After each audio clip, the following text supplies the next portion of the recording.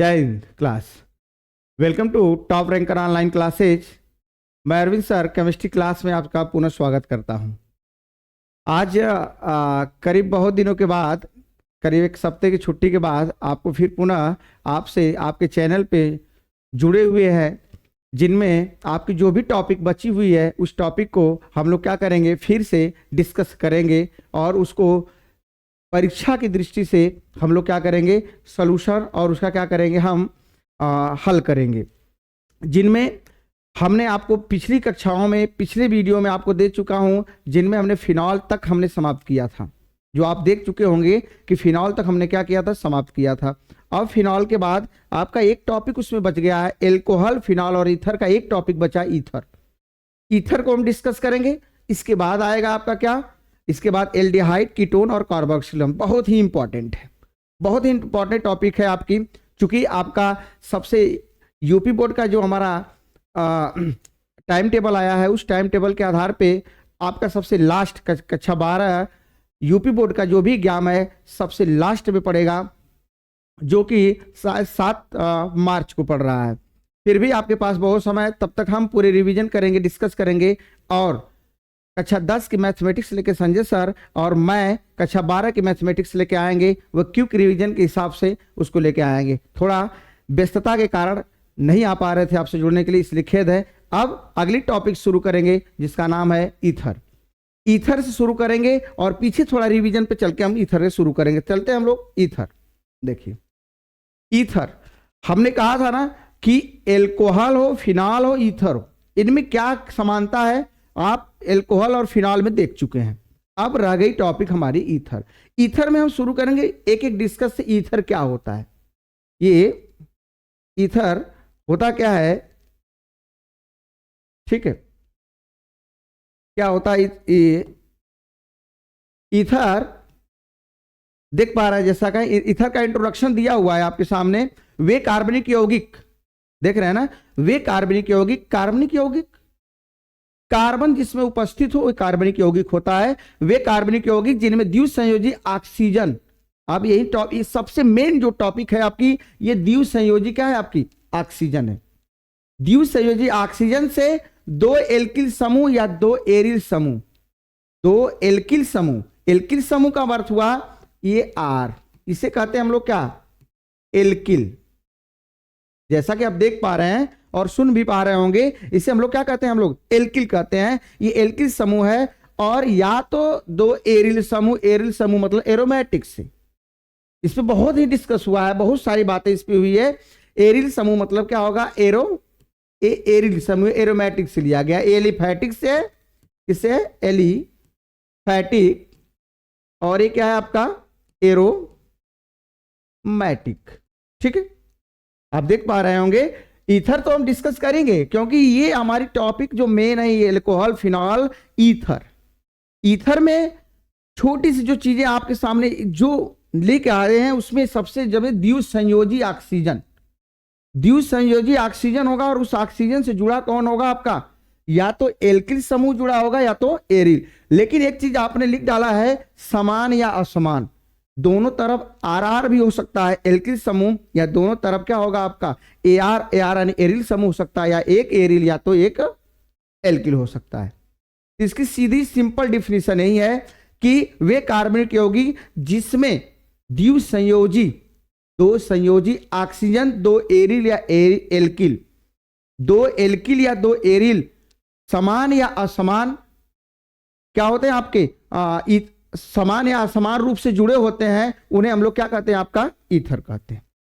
ठीक, डिफिनीशन के तहत आप इस चीज को डिस्कस में कर लगते हैं, समझ सकते हैं कि सिर्फ हमें एक ही पॉइंट को पकड़ के रखना, वो पॉइंट है द्विसंयोजी ऑक्सीजन। ये द्विसंयोजी ऑक्सीजन क्या करता है आपको, एक मिनट, ये द्विसंयोजी ऑक्सीजन आपको क्या करता है, ये डिस्कस पर रखता है यही कि यहां पे द्विसंयोजी ऑक्सीजन यानी डबल संयोजी ऑक्सीजन होता है, जो एल्किल समूह और एरिल समूह से क्या होता है, कनेक्टेड रहता है, चाहे वो समान हो चाहे असमान हो। जैसा कि आप देख पा रहे हैं, देख क्या पा रहे हैं, R R R single bond O R, R single bond O R. यहां पे ये क्या है, द्विसंयोजी ऑक्सीजन है। यहां पे देखिए, यहां पे भी क्या है आपका द्विसंयोजी एरोमेटिक से जुड़ा हुआ है। हमने जो डिफिनीशन दी गई है उस डिफिनीशन के आधार पे आपके लिए एकदम सरल शब्दों में लेके आए हैं कि क्या होता है ईथर। ईथर ऑक्सीजन का द्विसंयोजी होता है या द्विसंयोजी ऑक्सीजन होता है, जिसके दोनों संयोजकता को कंप्लीट करने के लिए या तो टोटल हमें क्या होगा, आपका एल्किल समूह जुड़ेगा, या तो टोटल हमारा क्या होगा, एरिल समूह जुड़ेगा, या तो असमान हो जाएगा तो एरिल और क्या होगा, एरोमेटिक। एरोमेटिक और एल्किल समूह दोनों क्या करेगा, जुड़ जाएगा। सीधी सी बात, R O R ether, A R O R A R ether, या ए आर आर, तब भी क्या होगा, ईथर। सिर्फ कनेक्टिव किससे होना चाहिए, आपका द्विसंयोजकता पूरी होनी चाहिए। सीधी सी बात, द्विसंयोजकता अगर एल्किल समूह से पूरी हो रही है तब भी ईथर, एरोमेटिक से पूरी हो रही है तब भी ईथर, अगर एक एरोमेटिक और एक क्या होगा, एल्किल से भी पूरा हो रहा है तब भी ईथर। ये ईथर की डिफिनीशन है, ईथर की यही डिफिनीशन है। आप अगर पीछे की वीडियो जितने भी देखेंगे इधर कंटिन्यू चलेगा आपका, इसमें कोई नहीं एब्सेंटिंग कुछ नहीं होगी, कंटिन्यूटी आपके साथ दी जाएगी। और आपके साथ जितने भी समय बचा हुआ है आपके बोर्ड के एग्जाम में, चाहे यूपी बोर्ड चाहे बिहार बोर्ड कोई भी बोर्ड हो, सबके लिए तो रूल्स यही होंगे ना, तो आप उसको ध्यान रखिए, कंटिन्यूटी बनाए रखिए और हम लोग क्या करेंगे इसके आगे तक डिस्कस आपको कराते रहेंगे। ठीक, अब कुछ टॉपिकों को बाहर करके करके एक एक टॉपिक को लिखाया है, उसमें क्या दिया गया आपका, जिसके अधीन हमारा क्या होगा, आपका ईथर। जो ईथर को जल द्वीव एक एल्किल या द्वीव एरिल व्युत्पन्न भी माना जाता है। ईथर का क्या होगा, जल का। ईथर देखिए दोनों टॉपिक को मैंने एग्जांपल, ईथर जो होता है ये जल का द्वीव एल्किल या द्वीव एरिल। द्वीव एल्किल मतलब दो, एल्किल मतलब क्या होगा आपका आर वाला समूह, एरोमेटिक मतलब क्या होगा आपका, एरिल मतलब क्या होगा, एरोमेटिक व्युत्पन्न माना जाता या माना जा सकता है। कैसे, देखिए यहां पे देखिए हमारा सूत्र है आपके सामने। इस सूत्र में दिखाया क्या गया है, यच, ये यच सिंगल बॉन्ड ओ यच, अर्थात ये हमारा क्या है आपका H2O है, ये हमारा H2O है, यानी ये जल है। और जल का द्वितीय संयोजी होना चाहिए, जल के दोनों हाइड्रोजन को कौन रिप्लेस कर हटा दिया गया है, दोनों हाइड्रोजन को देख लीजिए -2H लिखाया है, दोनों हाइड्रोजन क्या किया गया, हटा दिया है, रिप्लेस कर दिया गया है। वहां पे ऐड क्या किया गया है, देखिए अभी हम एल्किल समूह को दे रहे हैं, +2R ऐड हो रहा है भैया, +2R को हम क्या कर रहे हैं, ऐड कर रहे हैं। ये हमारा क्या होगा, ऐड होगा, किसमें ऐड होगा, जल का जो ऑक्सीजन है उसके साथ ये ऐड होगा इस तरह से। तो आप देखिए डिफिनीशन से, जैसे ही ऑक्सीजन की जो द्विसंयोजकता है, एक ये एल्किल पूरा कर रहा है, दूसरा क्या हो रहा है, ये एल्किल समूह क्या होगा, पूरा कर रहा है, तो ये भी हमारा क्या कहलाएगा, यही है हमारा ईथर। अक्सर हम लोग कंफ्यूजन कर बैठते हैं कीटोन और ईथर में। कीटोन जब टॉपिक शुरू करेंगे, कीटोन की डिफिनीशन, कीटोन की जो संयोजकता होती है वह कार्बन और ऑक्सीजन के साथ हमारा जो संबंध बनता है उसके हिसाब से हम उसको डिस्कस में रखेंगे। यहां पे जो हमारी जो भी डिफिनीशन है, जो भी आपके पास क्लू है, उसमें यही है कि ये कैसे जल का व्युत्पन्न माना जाता है, ईथर। जैसे इसके दोनों हाइड्रोजन को हम रिप्लेस करेंगे और दो क्या करेंगे, आपके एल्किल समूह को ऐड करेंगे, देखिए भैया यही ईथर हमारा क्या करेगा, बन जाएगा। को बहुत ज्यादा इसके सोचने की जरूरत ही नहीं, इसमें सिर्फ आपको पॉइंट टू पॉइंट नोट करना है। एकदम 2 महीने आपके पास बचे हुए हैं, दोनों महीने में जितना आप पॉइंट टू पॉइंट नोट करिए और लिखते जाइए। लंबी डिफिनीशन के चक्कर में छोटी छोटी डिफिनीशन के साथ साथ सारे डाउट को क्लियर करते चलेंगे। तो अभी तक आपने इंट्रोडक्शन में यही नहीं दिखाया है ईथर का कि वे कार्बनिक होगी जिनमें द्वितीय संयोजी या द्वितीय संयोजक ऑक्सीजन क्या करता है, एल्किल या एरिल समूह के समान या असमान। देखिए ये शब्द को याद रखिए, समान या असमान, दोनों समान भी होगा तभी ईथर कहलाएगा और दोनों असमान होगा तभी ईथर कहलाएगा। ठीक, ईथर कहलाएगा। ईथर में हमने क्या किया, इसके सामान्य सूत्र ये हुए, 3 हमने दिखाया गया है, तीनों सामान्य सूत्र है। सामान्य सूत्र में R single bond O single bond R, तभी ये ईथर। AR एरोमेटिक, एरिल जिसे बोलते हैं single bond O single bond AR, देख रहे हैं। और इसके बाद क्या होगा, AROAR, यानी ये हमारा क्या होगा, इसका नाम है असमान। ये क्यों असमान है, क्योंकि एक तरफ एल्किल है दूसरी तरफ एरिल है। और ये समान क्यों, क्योंकि इसमें दोनों तरफ एरिल है और ये भी क्या है, दोनों तरफ एरिल है, ये भी क्या है आपका एल्किल है, सॉरी समान है। ठीक, अब जो इसकी नेक्स्ट टॉपिक है, जो अभी तक हमने किसको लिया, एल्किल लेके किए हैं, अब हम किसको डिस्कस करेंगे, एरोमेटिक से। देखिए, ईथर को एल्कोहल का एनहाइड्राइड भी कहा जाता है, एनहाइड्राइड भी कहा जाता है एल्कोहल का एनहाइड्राइड भी कहा जाता है। कैसे, ये क्या, ROH, ये क्या भैया, एल्कोहल है, इसे हम एल्कोहल कहते हैं। और एल्कोहल को एनहाइड्राइड, H क्या होगा आपका, HOR, एनहाइड्राइड में क्या करते हैं, इसमें हम जैसे ही गर्म करते हैं निर्जलीकरण करते हैं, निर्जलीकरण करते हैं तो ये हमारा क्या होगा, ROR, ये R इसके साथ क्या करता है, यहां रिप्लेस करता है, और H इसके साथ क्या होता है, अटैच हो जाता है। देखिए, ये R हमारा क्या करता है, इसको रिप्लेस करेगा, और H क्या करेगा, इसको रिप्लेस करेगा।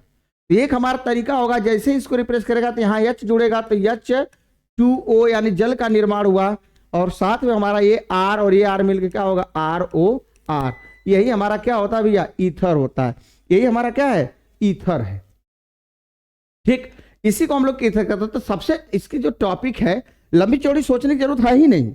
ईथर को एल्कोहल का एनहाइड्राइड भी कहा जाता है। कैसे, देखिए, एनहाइड्राइड जैसे ही HOR के साथ हम क्या करते हैं, आपका एल्कोहल का रिएक्शन कराते हैं, निर्जलीकरण या गर्म करते हैं, तुरंत हमारा क्या होता है, ईथर का निर्माण, और साथ में क्या होता है, H2O। ईथर क्या है, एक हमारा सुगंधित पदार्थ होता है।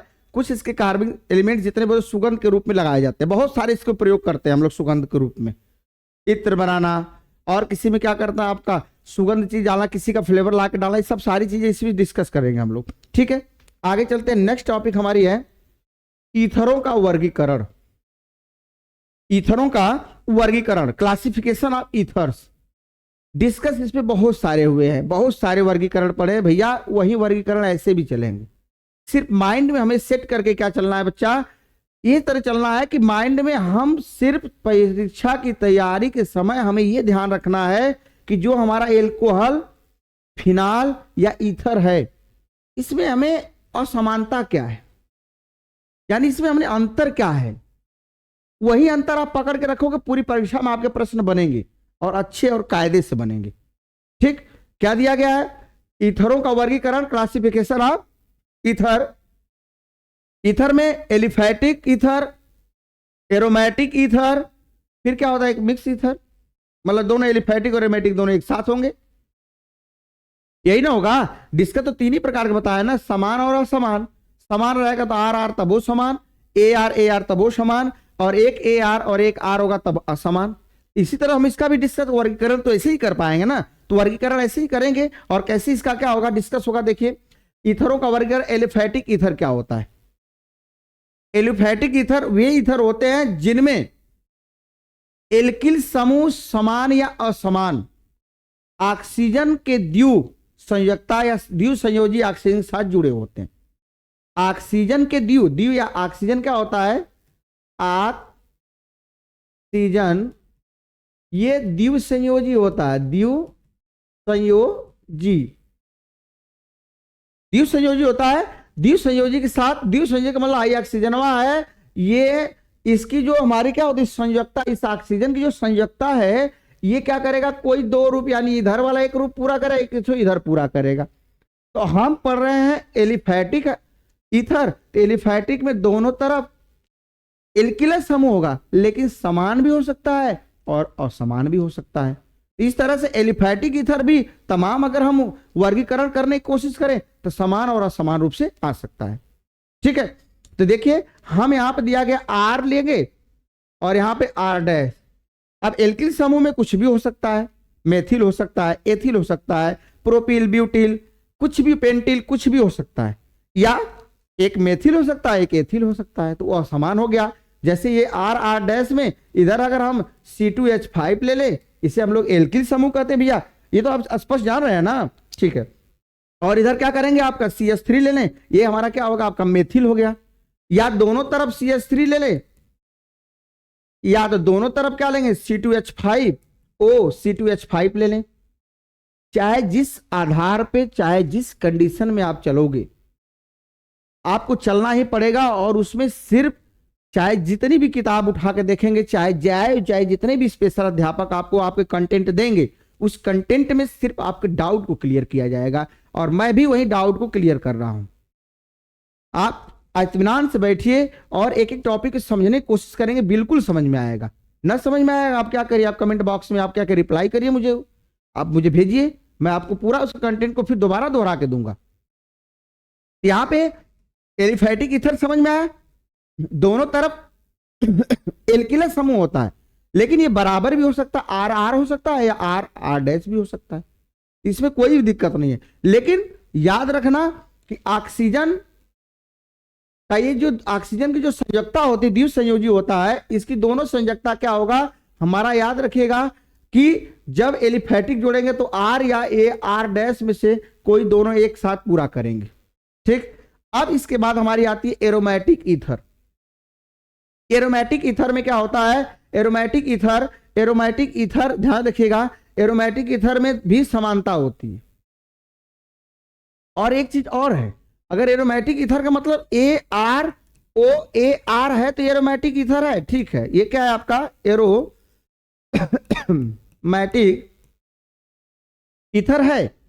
ठीक है, एरोमेटिक ईथर है, लेकिन अगर एरोमेटिकता किसी के साथ भी ऐड होता तो अपना वर्चस्व पूरा रखता। देखिए यहां पे ए आर ओ आर, तो हम इसको एल्किल ईथर नहीं बोल सकते या एलिफैटिक ईथर नहीं बोल पाएंगे, इसे जब भी बोलेंगे क्या, एरोमेटिक ईथर बोलेंगे। ठीक, ये एरोमेटिक ईथर है। इसके बाद वर्गीकरण हो गया, वर्गीकरण एलिफैटिक और एरोमेटिक हुआ। ठीक, अब वर्गीकरण क्या होगा, ईथर का नामकरण करेंगे। नामकरण करते समय हम मेन जो सूत्र होता है उस सूत्र पे ही डिस्कस करेंगे, और साथ में आपके साथ एग्जाम्पल के साथ डिस्कस होगा, और ईथर का हमें लगभग क्या होता है, सारे कंक्लूजन खत्म हो जाएगा। ठीक, नामकरण क्या, नॉमेनक्लेचर ऑफ ईथर साधारण पद्धति होती है। तो कॉमन जो नेम होता है, कॉमन नेम बहुत इंपॉर्टेंट है आपके लिए। कॉमन नेम क्या है आपका, इस पद्धति में ईथर का नाम ऑक्सीजन से जुड़े समूहों के नाम पे आधार पर रखते हैं। ऑक्सीजन से जुड़ा जो भी समूह होगा, अर्थात हाइड्रोजन ऑक्सीजन के साथ इधर जुड़ा होगा, तो एक आधे भाग को हम क्या कंटेंट में लेंगे, आधा क्या करेंगे, नाम पे लेंगे। अभी हम डिस्कस करके दिखाते हैं इसको, क्या आधार पर रखते हैं, समूहों के बाद ईथर जोड़ देते हैं। कैसे, जैसे यहां पे CH3 मेथिल है, CH3 मेथिल, इसमें क्या होगा आपका, एक मेथिल ई, दूसरा मेथिल ई का होगा डाई मेथिल ईथर। साधारण नाम यही ध्यान रखिएगा कि जो है उसके साथ हम जोड़ देंगे डाई मेथिल ईथर। यहां पे CH3 C2H5, CH3 C2H5, तो इस दौरान क्या होगा, CH3 आपका क्या होगा, मेथिल, यानी किससे शुरू होता है, मेथिल से, और एक किससे शुरू हुआ आपका, एथिल से। तो भैया अल्फाबेट में एडी वाला ए, यानी ए पहले आता है, एम क्या लास्ट में आता है, इसलिए पहले एथिल लिखेंगे। अब जो भिन्नात्मक होगा, जो भी ग्रुप उसमें भिन्नात्मक जुड़ा है तो भैया हमारा एल्किल है, लेकिन दोनों भिन्न है, एक मेथिल है और दूसरा क्या है, एथिल। हाई मेथिल होता है CH3, हाई क्या होता है, एथिल होता है। एथिल का नाम पहले लिखेंगे, इसके बाद किसको जोड़ेंगे, मेथिल जुड़ेंगे, फिर डिस्कस और नियम के अनुसार ये क्या हो जाएगा आपका, ईथर हो जाएगा। होगा कि नहीं होगा, ये हमारा हो जाएगा क्या, CH3O C2H5 ethyl methyl ether. अब भाई बहुत सारी चीज जोड़ सकते हो, जैसे C2H5 single bond O C3H7, high का है, ये एथिल है, ये क्या है आपका एथिल, हाई प्लस हाई का है प्रोपिल, अब एमन का जोड़ देना है, प्लस करके ईथर जोड़ देना। समझने का तरीका, एथिल प्रोपिल क्या हो जाएगा, ईथर। जितने कार्बनों की संख्या आप ऐड करते जाओगे, वही जो ग्रीक नाम उसका है, उसी ग्रीक नाम पे हम क्या करते हैं, डिपेंड रहते हैं। ग्रीक नाम जो भी होगा इसका, उसी ग्रीक नाम पे क्या करेंगे, हम डिपेंड रहेंगे, उसी ग्रीक नाम पे हम क्या करेंगे, काम करेंगे। ठीक है, वो ग्रीक नाम क्या, कार्बन के लिए, एक कार्बन के लिए मेथ, 2 के लिए एथ, 3 के लिए क्या होगा, आप जानते भी होंगे, एक कार्बन होगा तो क्या होगा, मेथ, 2 कार्बन होगा तो एथ, 3 कार्बन होगा तो क्या होगा, प्रोप, 4 कार्बन होगा तो क्या होगा आपका ब्यूट, 5 का क्या होगा आपका पेंट। ठीक है, ये सारी चीजें हम दे चुके हैं कंटेंट में। यही हम जब भी किसी भी हाइड्रोकार्बन हो या उसके साथ कोई भी हमारा क्या है, कोई भी हमारा क्रियात्मक समूह जुड़ा हो, तो सारी कहानी हम क्रियात्मक समूह तो हमारा रखता है, जान रखता है, डालता ही है, लेकिन कार्बनों की जो संख्या होती है वो भी उसके अणुभारों में बहुत बड़ी प्राथमिकता रखता है। पूरे हाइड्रोकार्बन या ऐसे कह ले पूरी ऑर्गेनिक केमिस्ट्री आपको क्या होती है, कार्बन के ऊपर डिपेंड होती है। चाहे इसके बाद हमारी टॉपिक जो भी है, टॉपिक हमारा क्या है, एल्डिहाइड, कीटोन और कार्बोक्सिल कंपाउंड बड़ी में इंपॉर्टेंट है और इसको मैं डिस्कस करके दिखाऊंगा। इधर एकदम कंटिन्यू आपके साथ रहेंगे, 2 से 3 महीने कंटिन्यू रहेंगे। आप बरकरार रहिए, देखना शुरू कर दीजिए। 2-3 महीने इधर एक सप्ताह ब्रेक लिया गया था, ठीक है। अब इसके बाद क्या होगा, जब एल्डिहाइड पढ़ाएंगे, कीटोन पढ़ाएंगे, डिस्कस होगा। कार्बोक्सिलिक अम्ल थोड़ा सा अलग है, इसको भी डिस्कस में रखेंगे। इसके बाद नाइट्रिक अम्ल आएगा, नाइट्रिक अम्ल के बाद जैव वायु आएगा। जैव वायु का जब सबसे बड़ा जो फैक्ट होता है, सबसे बड़ा जो क्या होता है, हमारी संरचना होती, चाहे पेड़ पौधे में होती, कार्बोहाइड्रेट का मान बहुत होता है, बहुत कंजस्टेड रूप से होता है, अर्थात वो बहुत ही बढ़े हुए रूप में होता है। उसको हम क्या करेंगे, उसको भी पढ़ेंगे हम लोग। एक एक करके चलते हैं।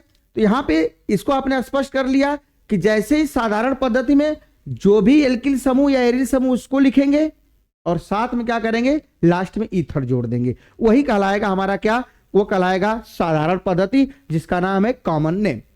ठीक है, आप समझ पाए होंगे। अगला जो टॉपिक हमारी है आईपीएससी पद्धति। आईपीएससी पद्धति, आईपीएससी पद्धति में नाम है एल्कॉक्सी एल्केन लिखते हैं। देखिए भैया, यही सबसे बड़ा इंपॉर्टेंट है। और हाई जो सूत्रवा लिखे है ना, यह तो मेन है, इसको तो आप जरूर लिखिएगा। और इसको लिखने का, याद करने का सबसे अच्छा फार्मूला केमिस्ट्री का यही है, एल्कॉक्सी एल्केन। यानी ऑक्सीजनवा के बाद जवन एक थे आर या ए आर कौनो जुड़ल रही, वो एल्कॉक्सी में जाई और इधर वाला इसका नाम स्वतंत्र होगा। क्या होगा, स्वतंत्र लिखा जाएगा। आईपीएससी नामकरण करते समय international IUPAC, international union of pure applied chemistry, इसका नामकरण करते समय आप हमेशा याद रखिएगा कि जो ऑक्सीजन के साथ एक खंड को हम लोग क्या करते हैं, एल्कॉक्सी एल्केन का नाम देते हैं। देखिए आप RO, R single bond O, फिर सिंगल बांड, इधर का स्वतंत्र नाम जो उसका ओरिजिनल नाम होता है उसको लिख देते हैं। ठीक है, एग्जाम्पल के साथ चलेंगे तो शायद डिस्कस होगा। देखिए CH3 single bond O single bond C2H5। तो हमारा क्या किया गया है, जो आपने अभी देख रहे हैं यहां पे एग्जाम्पल है CH3 single bond O C2H5, देख रहे हैं ना। इतने भाग को, हाई जो इतना भाग है, इसको हम एल्कॉक्सी एल्केन। एल्कॉक्सी एल्केन का मतलब क्या होगा, ये मेथेन से बना है तो मेथॉक्सी हो गया। अब है एल्कॉक्सी मतलब मेथॉक्सी, हाई एल्केन मतलब पक्का इधर कुछ ना कुछ जुड़ा होगा। C2H5 जुड़ा है तो C2H5 का नाम क्या होता है, C2H5 मेथिल एल्किल है, लेकिन बना है एल्केन से। एल्केन से बना है तो ये क्या हो जाएगा आपका, एल्केन। या इसे कह सकते हैं आप मेथॉक्सी एल्केन है तो एल्केन मेथ एथेन इसका नाम है, क्या होगा, एथेन। एल्केन को क्या कहेंगे, एथेन कहेंगे। हाई जो है CH3 और O के साथ जोड़ देंगे, ये हमारा पॉइंट जो जुड़ा हुआ है, ये पॉइंट हमारा क्या होगा आपका, मेथॉक्सी। मेथेन है तो मेथॉक्सी, और इसके बाद ये पॉइंट हमारा क्या होगा, एथेन से बना हुआ है तो इसके क्या कहेंगे, हम एथेन कहेंगे। यानी इसका जो हमारा नाम होगा, याद रखिएगा, इसका नाम है जो हमारा CH3O C2H5। ये वाला खंड हमारा क्या होगा आपका, ये होगा मेथॉक्सी। काहे बदे एल्कॉक्सी लिखेंगे तो एल का मतलब क्या, मेथॉक्सी, और ये क्या हो जाएगा आपका एल्केन, मतलब ये C2H5 एथेन से बना हुआ तो क्या होगा, एथॉक्सी एथेन। ठीक, इसी तरह यहां पे बी वाला देखिएगा, CH3O CH2 CH2 CH3, थोड़ा सा श्रृंखला लंबी है तो हम क्या करेंगे, इसका नाम हम अलग करेंगे। और शुरू कहां से करेंगे, 1 2 और 3, यानी एक मेथॉक्सी, यानी पहले वाले में क्या होगा, मेथॉक्सी। और हाई 1 2 3 कार्बन है, 3 कार्बन के लिए प्रोप धन N इक्वल टू प्रोपेन, ये क्या हो जाएगा आपका प्रोपेन। सिंपल, एकदम साधारण है, हवा बना के रखे हुए केमिस्ट्री का कुछ नहीं है। सिर्फ आप अगर समय दोगे इसको तो आपके साथ ये हमेशा रहेगी, ये एकदम हमेशा रहेगी। आप इस चीज को एकदम ध्यान रखिएगा। एक नंबर पे क्या होगा, 1 नंबर 2 नंबर 3 नंबर, इधर वाला मैंने भाग कहा ना, इसका नामकरण करते समय हमें एल्कॉक्सी जोड़ेंगे। मेथेन है इसके साथ मेथॉक्सी, एक नंबर पे तो 1 number, high 1 carbon, 2 carbon, 3 carbon तो क्या हो जाएगा प्रोपेन। 4 कार्बन रहेगा तो क्या होगा ब्यूटेन, 5 पेंटेन, इसमें जुड़ता जाएगा। इसी तरह देखिए यहाँ पे CH3 तो हाई वाला भाग हमारा क्या होगा ये मेथॉक्सी, तो कैसे होगा, अब नंबरिंग तो यहां से करेंगे नहीं, हाई छूट जाएगा, 1 2 3 है। अब 1 2 दूसरा पे क्या है हमारा मेथॉक्सी, और 1 कार्बन 2 कार्बन 3 कार्बन तो क्या होगा प्रोपेन, 2 मेथॉक्सी प्रोपेन। अब कौन सी एकदम सिंपल भाषा है, यही एल्काक्सी एल्केन को ROR के बाद जो सिंपल नाम होता है जो हमारा एल्केन होता है उसको लिख देते हैं, ठीक।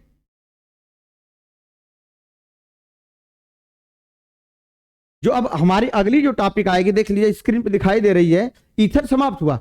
जो सबसे इंपॉर्टेंट मेन टॉपिक है आपकी एल्डिहाइड, कीटोन तथा कार्बोक्सिलिक अम्ल, ये हम क्या करेंगे, हमारा ये जो डिस्कस होगा, ये डिस्कस हमारा क्या है नेक्स्ट वाले क्या होगा आपके वीडियो के साथ आएंगे। नेक्स्ट वीडियो के साथ इसको एल्डिहाइड, कीटोन और कार्बोक्सिलिक अम्ल के अंतर को समझाएंगे, गुणों की व्याख्या करेंगे और एक एक टॉपिक को समझाएंगे। तब तक के लिए आगे दीजिए, जय हिंद।